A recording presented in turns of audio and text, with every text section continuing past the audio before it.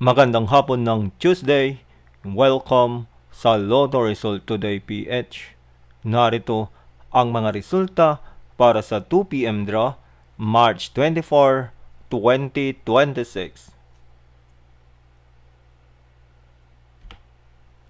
Para sa resulta ng 2D Lotto, 4 at 13.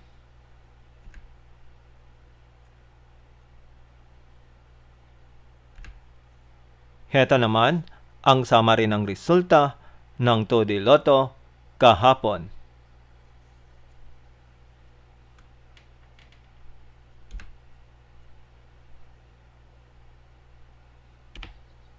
Para sa resulta ng 3D Lotto, 8, 8 at 8.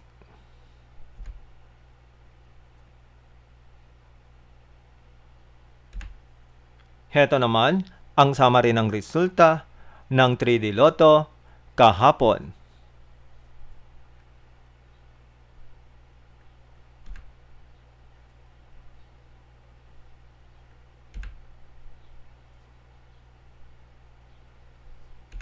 At yan ang mga resulta ngayong 2 p.m. draw. Para lagi kang updated sa mga Lotto draw result, mag-like and subscribe. Maraming salamat sa panonood.